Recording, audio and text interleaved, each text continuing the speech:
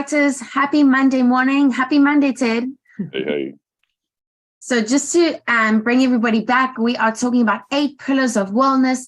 We've covered your career, your values.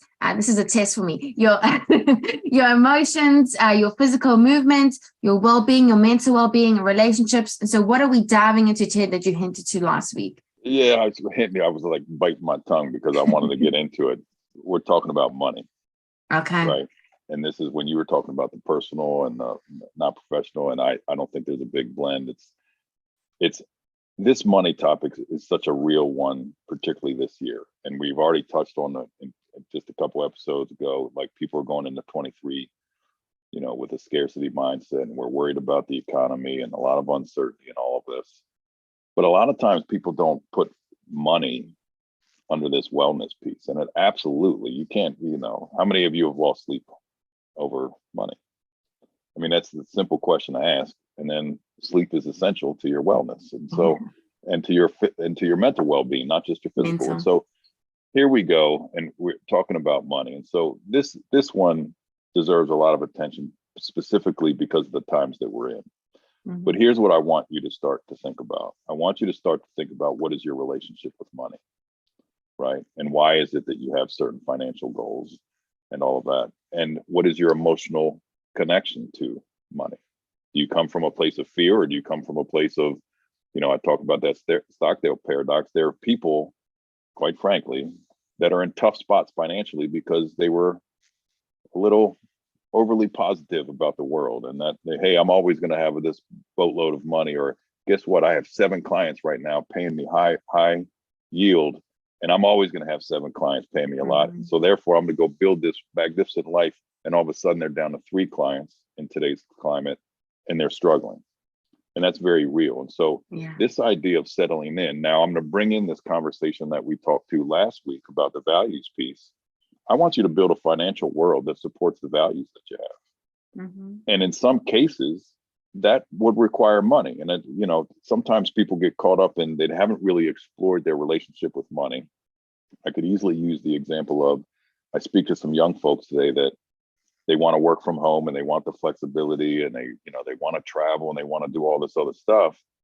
And they want to leave their job because they don't give me the flexibility that I want. And I want to see the world and all this stuff.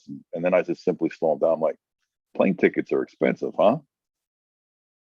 And they haven't connected all the dots of, oh, I value travel. I have to make a very good income to see the places in the world that I want to see. And so again, the interconnectedness of all this stuff. And so we can't cover everything that I'd love to cover on the finance piece.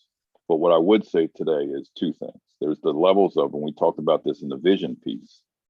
1, check in on your emotional state around finance, right?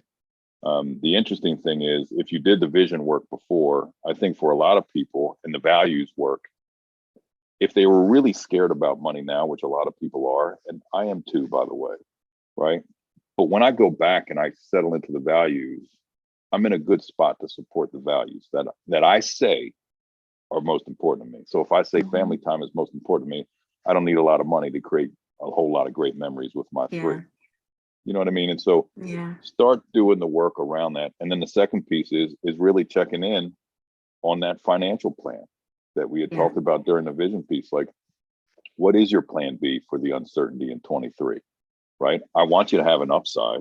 I want you to have a goal set for a revenue goal, but I also want you to do the methodical planning. Like, hey, if this goes this way, this is where I'm going to pull income, or I'm going to pull money, or have you prepared yourself for that? Because entrepreneurship often does go like this.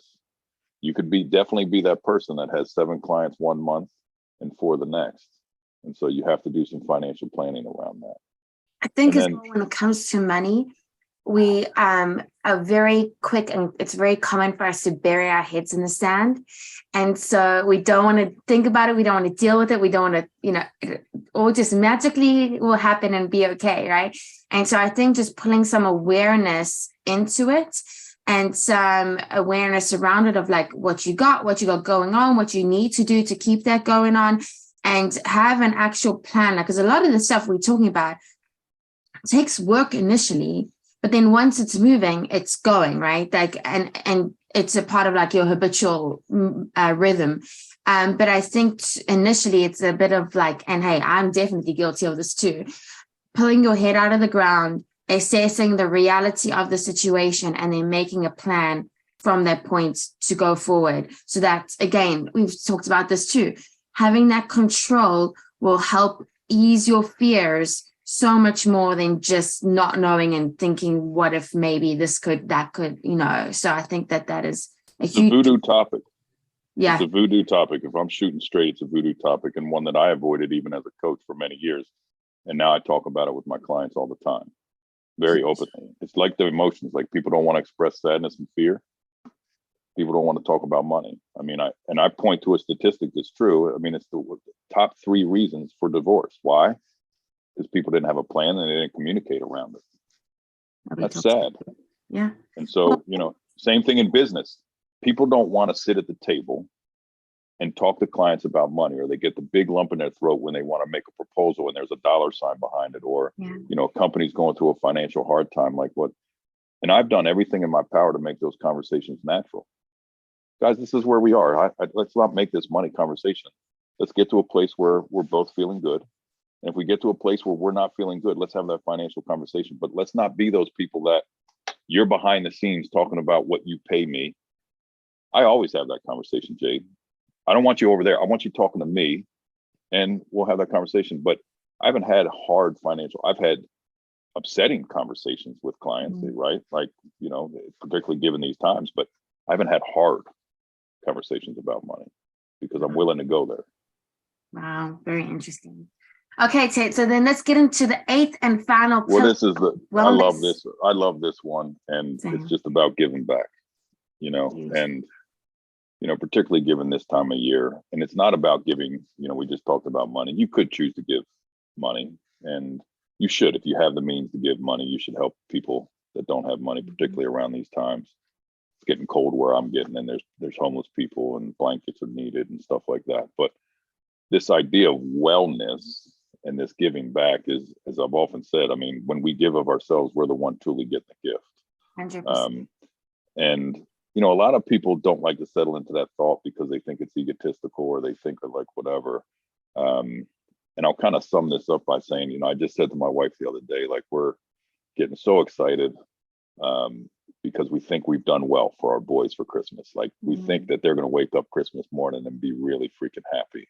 And I said to my wife the other day, we said, we're doing this for us as much as anybody. Like, we're the ones that are going to be sitting on Christmas morning with our hearts full as much as they're running around. And so one of the lessons that I tell people about this idea of giving back is that, as you evolve, you will find that most things that you do for other people, you're also doing for yourself. Because it fills our soul, because it fills our purpose and all the rest of that. And that is part of your wellness, which then again supports all these different things, like the relationship. I could go through the whole list again, right? So give of yourself. Find ways to give of yourself in the grocery store. Find ways to give of yourself at the, to your neighbor. Call somebody. Get curious. That relationship piece, and you will start to see some of these other pillars that we've talked about in the last 3 weeks also be effective. But be very conscious and intentional about giving back. And giving back can take on many forms. It could take just a listening ear, curiosity. It could take, raking some leaves for your neighbor without them asking you to. Like, there's so many different things that you could do. I'll never forget, one of my favorite things I've read was a Dr. Wayne Dyer quote, and he was talking to people who they're lost in their career and they're looking for their purpose, right? And I don't know what my purpose in life was. And his advice was always just start by something where it's giving involved, right? And he went on to this whole segment about how wherever you can find the space in life, give. And like, I actively went on this exercise of doing that. And it is amazing, like you said, how amazing it makes you feel. But Ted, can I tell you, like, nobody says not, you can even be thinking nice things about somebody, and how rarely do you even say it, right? And so I would like actively like say what I'm thinking about somebody, like, and this is another thing, like some people get a little bit nervous to express their gratitude or their love or whatever for people.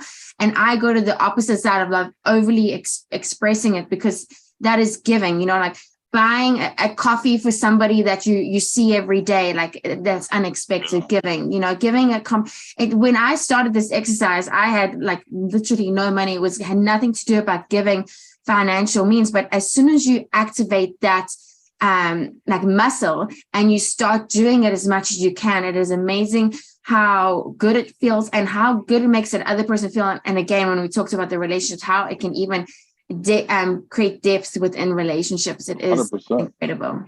Yeah. Yeah. One of my favorite things. So one of my values, actually, if we're going to share, it is one of my. There you go. Well, look, so we ran through everybody that is here. I want to say that now, and we give thanks and everything to you and for listening to us. So Ted, why don't you wrap up the pillars? How do you think they should execute for the last week?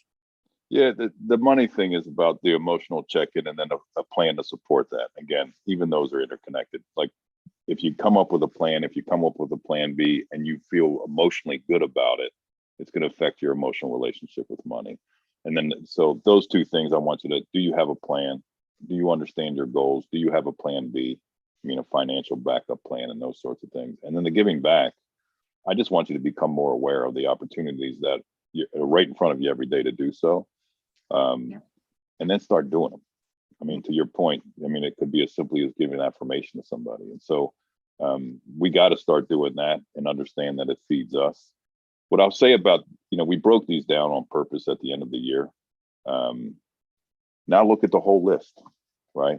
And, as I said in week number 2, going through these, they're all interconnected.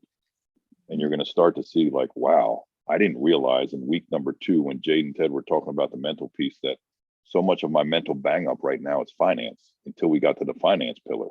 And then I realized like, man, I don't have my act together around finance, and no wonder I'm so stressed and it's affecting my relationships and boom, boom, boom, boom, boom. So what I'd tell people right now going into first quarter, so we've talked about people focused on 1 week. What I would say to people right now is pick the 2 to 3 most critical pillars that you need to put a focus on for a little bit longer period, meaning Q1, quarter number 1, January, February, March, and really focus in and hone on 3 of these pillars that will then have the trickle effect on these other pillars. Because for most people, if they focus on 2 or 3, the domino effects happens in the rest of the 6 or 7 or 5 or 6. And I will just say something like a realization that I had over like the last however many years went with trying to self-improve and everything, that it is never like there's never a pinnacle. It's an ongoing journey thing, right? So there's never, don't ever like beat yourself up for not reaching a certain point that you think that you should be reaching, because this is all ongoing and it's constant improvement of whatever ones you're focusing on, but it's never over. It's never done. It's never perfect. No, that long-term consistency thing. Yeah. Perfect. Awesome. Well, cool. Thank you so much, Ted. Thank you for this and all the lessons. And everybody, let us know what else you want to hear from us in the comments below. I always go back and read those, so love hearing from you all. And thank you, Ted. Yes, ma'am. Talk to you soon. Take care, everybody.